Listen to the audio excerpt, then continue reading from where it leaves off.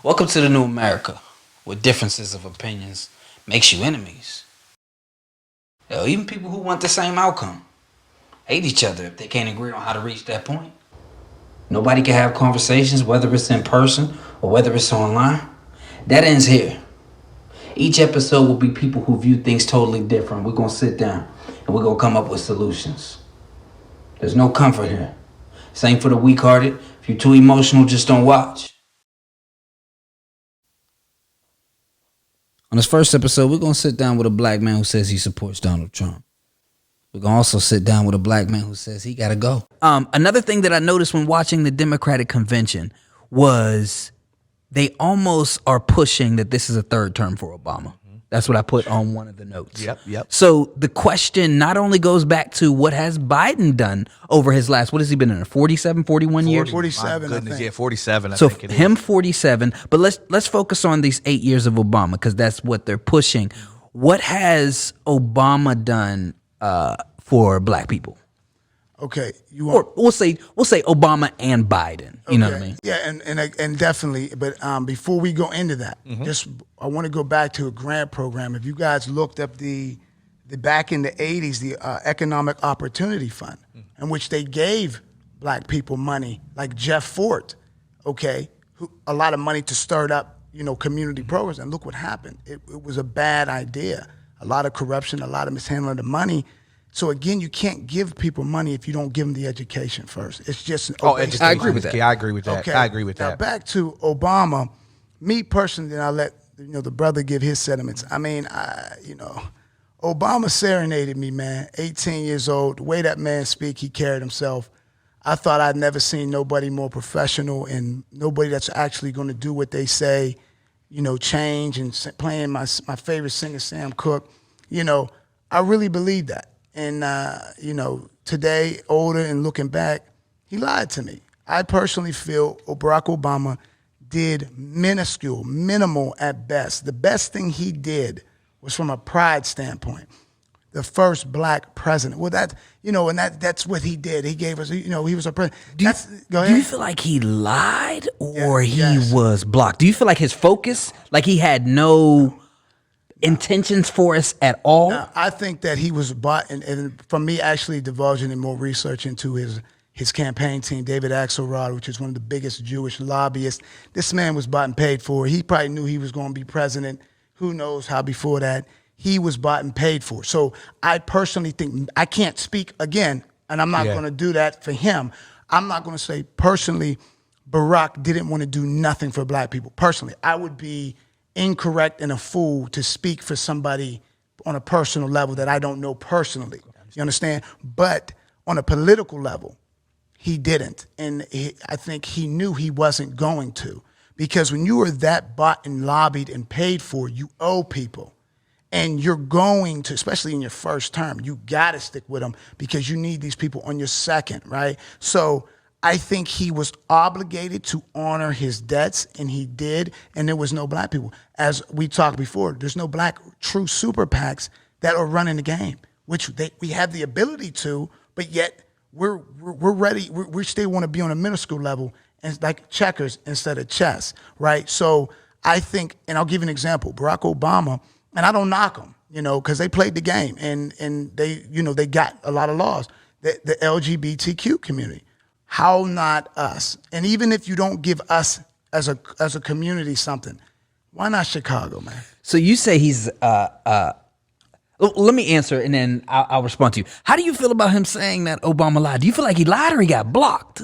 I think it's a mixture of both, but I think the question, he was the president of the United States. And I think sometimes as a black person, and that's the thing that drives me nuts, we are held accountable for our whole race, whereas white people are held accountable for themselves. And that was spoken to in one book I'm reading right now. But the one thing is that when he came in office, unemployment was about 10%. He cut it in half, over half. That affected black people because he cut the rate was, I believe, 14% for black people. It was down to 7.5 when he left. That affects us. That helps us. But one thing I had put in my notes was he eased the restrictions on student loan debt So what happened is that when you look at the data, most people who take out student loans are black people, poor white black people. So he capped it off at 10%. That is a specific policy that helped our community. So he did do things. He did do things that were not grandeur. I mean, healthcare. When you think of healthcare, look at healthcare today with this pandemic. 20 million people were added because of the Affordable Care Act. Granted, I'll be the first to say it. It was not perfect. Right. It was the beginning of something. But I believe that he was trying to do the best he could for everybody, and doing that catches us. See, a lot of times I think that the idea of him being the first black president, he was going to do everything for black people. I didn't have those lofty expectations of him, because when you look at the system, Mitch McConnell, 3 or 4 days after he won, my number one goal is to make him a one-term president. That's right. Came out of his mouth. So I knew then, obstruction. So what he did do actually was a miracle. And if I'm gonna respond, and again, brother, like I said, as he did, it was minuscule to me. I understand. Okay, I understand. And agreed that you are 100% right. Is that when it's a black man, in a sense, he has to represent the entire, all of us, right? But that's the reason why, is because all of us are disproportionately affected. That's fair. So when one brother has the opportunity, he should put on for all of us, because you did it. And the thing is, he got 98% of our vote, record number turnout for voting. I mean, where's our payback? Where's our throw? And the thing is, brother, is like, and again, Roland, people that, and not just you, but brothers and sisters say that to me. Say, Gino, he was president of the whole United States. But here's the thing. There's things that are being done unjustly to us that need corrected. So if Obama would have did those things, I don't see anyone being against him for that. Now, what were one of those things that he could have done? Criminal justice reform. But he needed the help of Congress. But he had Congress, and he had the House and the Senate his first 2 years in. That's when he passed health care. But he could have passed criminal justice. I'm just saying. I understand what you're saying. Yeah. So but those are big things. Yeah. See, like healthcare, brother, is okay. And I've been navigating as an adult through healthcare, and with my children now added on. The thing is, like, healthcare is really not that complicated. And agreed that Obama, his insurance plan is hopefully the first step. We can say that into something better. Yeah. But you got to look. Obama put that $1,000 tax. If you don't have it, it's like, why would you do that when you know the people that ain't going to have it, or most likely us? You mentioned a few minutes ago, what did he do? And I'll look it up afterwards, but what did he do for LGBTQ? Well, he passed laws that honestly should have been. It was like the protection laws, marriage laws, things that should have been, in a sense, not even contested. It should have been laws already for them, right? Now, and this brings me back to what you said. I understand that he's responsible for the entire country and not just black people. But how do you focus on one group as LGBT? Right. And you know what I mean? Because I'm listening to what both of you are saying, and it almost like what we said beforehand. How I said we need to mirror what LGBT did. Exactly. It almost seems as though he knew. I got 8 out of 10 votes. What was it? 9 out of 10 votes? 9 out of 10 votes. Give me some time, guys. I'll get back to you. Right. You know what I mean? But LGBT, we need you. Right. You know what I'm saying? It's perfect. That's Yeah. exactly right. And it's the organization. Now that is among us. Because we don't hold our elected officials accountable the way we should. Agreed. As a group of people, Republican and Democrat, black. I'm not saying, the Democrat or Republican. I'm saying black people, we as a group need to organize. And when I was on another podcast, I was stating how the reason why Dr. King and them were able to get those landmark legislation passed is because they organized and they were together. Right. We spend time in our groups fighting each other, Christian and Muslim, man and woman, LGBTQ and everybody. We're fighting amongst ourselves, so we're not together. Okay. And to piggyback off of your sentiment, you're absolutely right. And see, that's how the Democrat plays their game. See, it's a we should be looking at them as a what have you done for us lately, but they're looking at is who new can I get under me, right? So if you look at the new, so the black man, like how you said, we should model ourselves after LGBT, right? And how they move, right? Yep. But really, they took notebooks from our people in the 60s. There you go. So honestly, they was reading, and the thing is, we singing our songs. I don't know if y'all knew that they sing "We Shall Overcome" and stuff, or hymns. Okay, so if they protested the way we protest, and how were they able to go from protest to legislation? Money. They're lobbyists. And organization. Bingo. Yep. They have He's organization right. and But lobbyists. we have NAACPs. We have all of these things. I guess my real question is, what takes them from protesting to remaining organized? Because we don't remain organized. We end up fighting against each other. Everybody starts fighting against us. That's We right. get All Lives Matter versus Black Lives Matters. Is it media dividing? Yes. Oh, absolutely. I think it's an intentional by design to incite and divide the black community. I mean, personally, I think though, with the LGBT though, they got the organization and the money, despite being a diverse group, they have their agenda. And the Democrats was willing to play ball. They played that against Republicans being that conservative approach and not wanting to see that demographic. So the Democrats cut in. But so the Democrat got the black community, right? Boom. Then who they go? They replaced the black agenda with the LGBTQ agenda, right? Now guess who's about to replace Bo? The illegal. Look at if you watch the Democrats' maneuvers, they are pandering and trying to enact laws to enable illegal aliens to vote. You don't think they're trying to do? You don't think it's a humane thing, a moral thing? It's not at all. At all. Because here's why: you have to have borders. You have to have sovereignty as a nation. Okay, and the reason why I say that is because first and foremost, no other nation does that even for us. If we are American and we go over a border and get caught up and doing it illegally, look at what happened to ASAP in Sweden. But I think it's maybe we are cocky Americans, and I do think that America's different. We're the greatest place in the world. Right, we are. So I could be wrong, but I honestly feel, and we don't even have to get into immigration because I'm honestly for it, and we'll have that I'm on it for discussion. legal immigration. We'll have that discussion later. Let's get back to the We'll have topic. that discussion. So we've talked about Trump, whether or not he's racist or not. What he's done to help us. Biden and Obama, what they've done to help us. I want to ask the same question about Biden. Is Biden racist? Absolutely. Politically and personally. Absolutely. I know we always talk about 94 crime bill. Before that, with the integration, him saying, I don't want integration to make a jungle of my kids' schools. He always pays homage to Senator Thurman. If you know Thurman, he had a black daughter.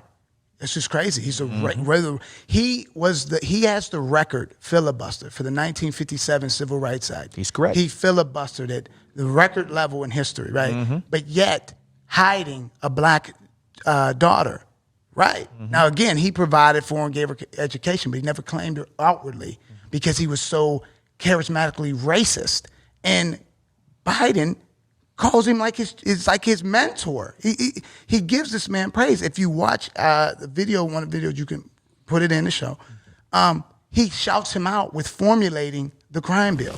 If you have a piece of crack cocaine no bigger than this quarter that I'm holding in my hand, 1/4 of $1, we passed a law through the leadership of Senator Thurman and myself and others, a law that says if you're caught with that, you go to jail for 5 years. You get no probation.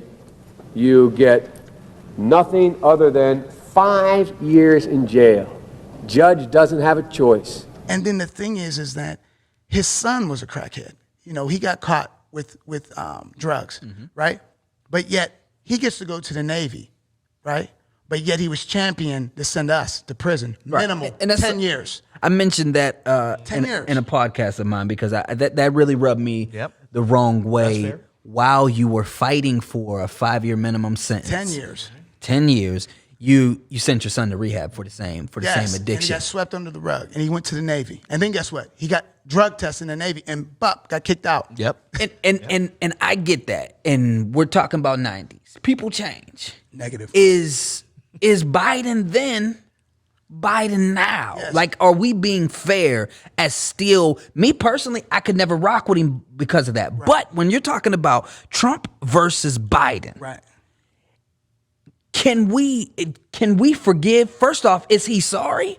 And He won't apologize. I actually have an interview where Senator, I think it was, what was his name? Rash, he was a black senator. He said he feels ashamed, Wright, I think it was. He's ashamed that he voted for the crime. Almost everybody that did, except Biden.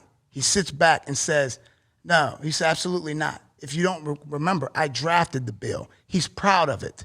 This man is not an apologetic. This man is not changed. All he did was I'll give you an example, right? He's a smart politician in how to put on a mask. I can show you an interview in which he claimed to be a civil rights activist, right? That he was marching in churches and waiting to learn which way they're going to move to desegregate, movie theaters. No, he didn't. you feel like he was lying? No, it was proven he was lying. And he actually came back and said, I wasn't an activist. I was a lifeguard at a black swimming pool. Again, still, people, I still feel people can change. And again, brother, I understand that, right? But you see, I'm not, in my opinion, throughout my life and research, when you're a politician, the things you do is unforgivable and that's how they should look at. When they take office, you should look at policies I enact are unforgivable because they will hinder and can destroy millions of people's lives based on my decisions, right? So I can't forgive Joe Biden for his racist history because it hurt millions of my people. And they're not being compensated. People want reparations for 300 years ago. What about 20 years ago? And at the end of the day, I can't forgive this man and the thing is, he don't even want forgiven. He doesn't even apologize. So again, how can we give him a pass in the dismissive things when yet we're holding on to Trump, who's gave us laws, but yet he may say things that come off racist or whatnot, but yet his policies have not hurt our people as a whole, like this man, who's not only said racist things, but enacted racist policies. So he meets it on both folds. And see, you know what, that's a great point.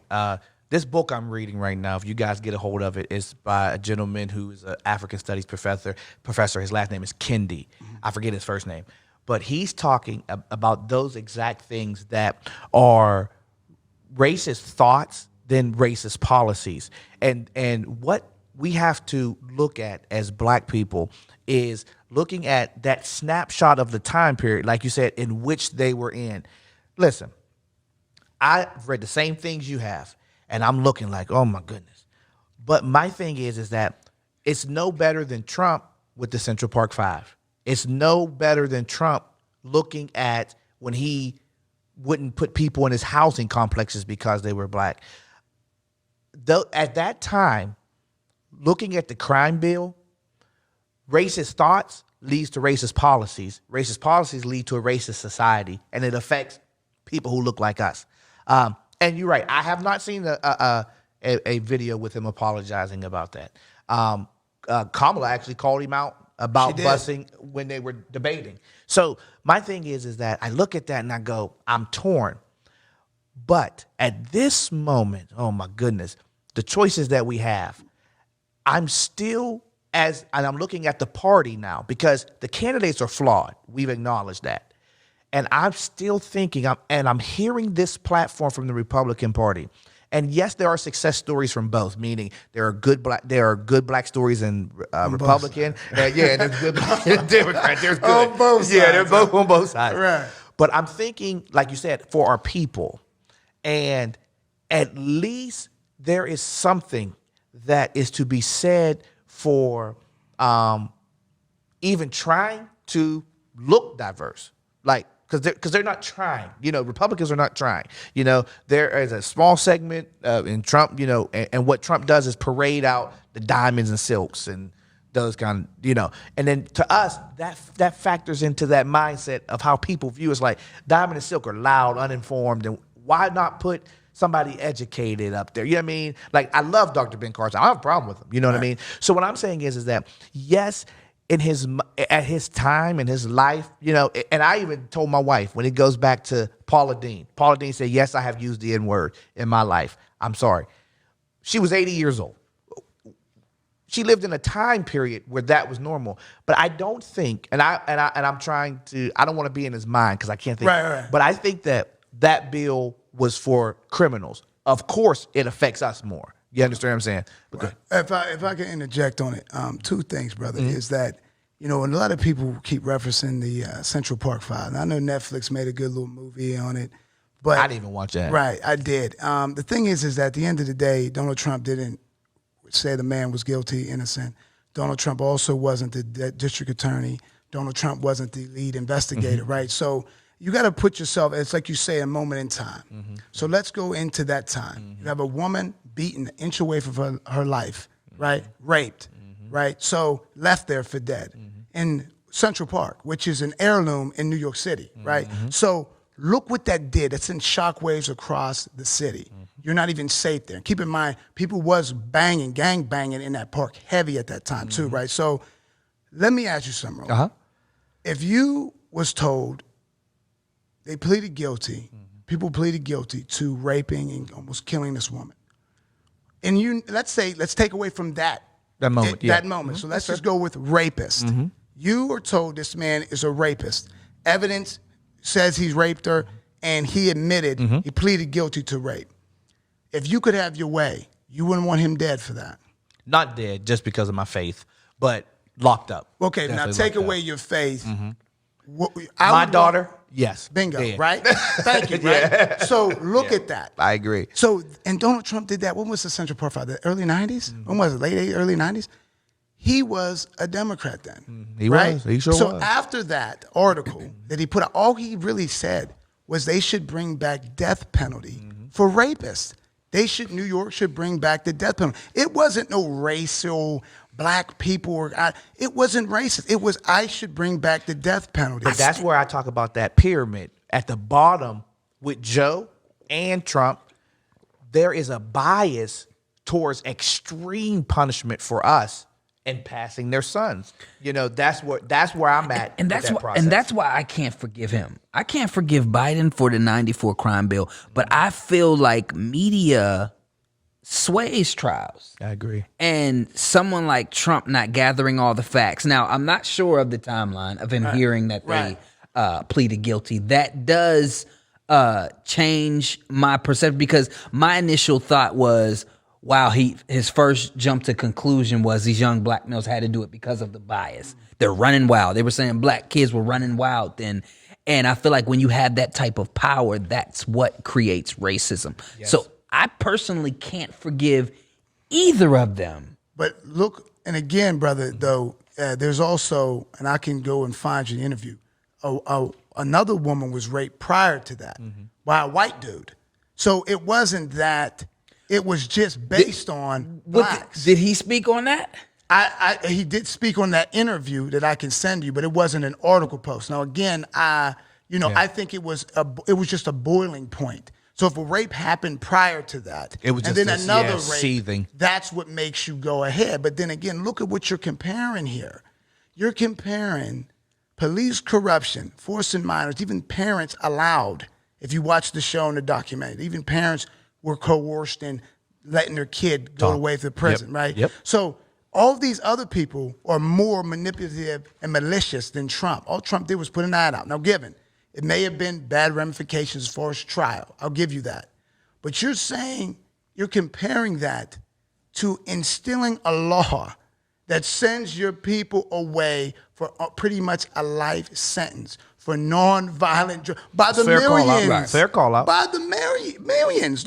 Look at what. I still can't forgive either one. No, Joe's was definitely had a large impact because I think we went from 700,000 in 1990, and by year 2000 we have 1.4 in prison. Oh, double. 1.4 million. Mm-hmm. So Joe, It's worse. I don't rock with Joe. I don't rock with either of them. But who's worse? If you had to say what was more worse in the ramifications of the decisions, ad, which everyone honestly can agree with, that if you're a rapist and you're guilty, I would want him castrated or dead.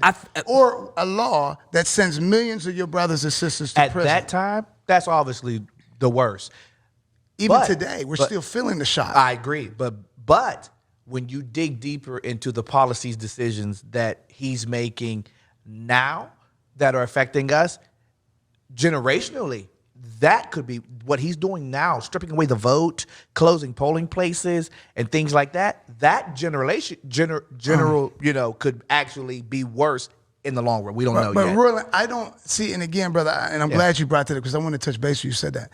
I don't see where he's stripping polls. I think he's trying to stop this mass mail. Oh no, I'm talking about before that. I'm not even talking about you're the talking vote. about 2013. Yeah, I'm talking about the Republican Party, and how they have amped up closing even since Trump has been president. Now let me ask you this, brother. You said that Republican Supreme Court was in what year? 2013. Who was president in 2013? Definitely our guy. But here's the thing. Whose guy? But the Supreme Court. What guy? The Supreme Court, though, that's independent. But that's a Republican Supreme Court. The Supreme Court, so it was majority Supreme Court, right? Yeah. Oh, yeah, 5-4 decision. Who was president, though, at that time? But the president doesn't. But what I'm saying is that the conservative belief, because they wrote their opinion, and it was majority Republican. Okay. So the president couldn't have done anything about it because they challenged it. President Obama and the Democrats challenged it, and it went to the Supreme Court. But let me ask you this. So Obama was president. I'm glad he could say that finally, right? So let me ask you something. Yeah. Right? You know the president has something called an executive order, correct? Yeah, absolutely. Okay, so if what you say was factual, and I'm not dismissing because honestly, I never looked into voter suppression, which I will divulge in it after this conversation. I'd like to follow up with you on it. Yeah, for sure. But you have executive order, right? So if what he's seeing is that, he can executive order that. And then they have to now prove that, they have to take that executive order to court and prove it unconstitutional or whatnot. But that's what that would have did. It would have shed light on it. Because the thing is, I didn't even know it. Did you know of that? So Obama could have blew it up. If it was as detrimental, Obama could have blew it up, and he did not. But I'm not defending Obama or anything. But the thing is that once the Supreme Court rules, it is a precedent.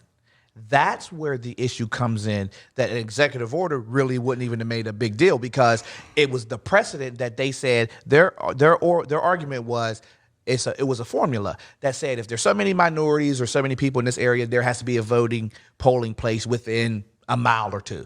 Well, they said, well, that's antiquated. We don't need that anymore.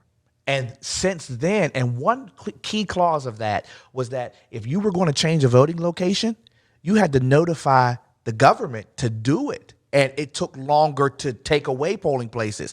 They took that provision out. So then now they can say, oh, it's an emergency. We can take it out. And now it's left up to the state, and you don't have to let the federal government know. And that's the real problem right there. Let me ask you this, Roylin. Yeah. Two things. Do you know that case that the Supreme Court ruled on? Let me see. I don't know the exact name of it, but I know that it says here, because I put this in my other podcast I was writing. Okay, you the podcast man. It said the Supreme Court struck down Section 4B as unconstitutional in its June 25th, 2013 ruling. It was John Roberts, Justice Antonin Scalia, who's passed away, Kennedy retired, Clarence Thomas, and Samuel Alito.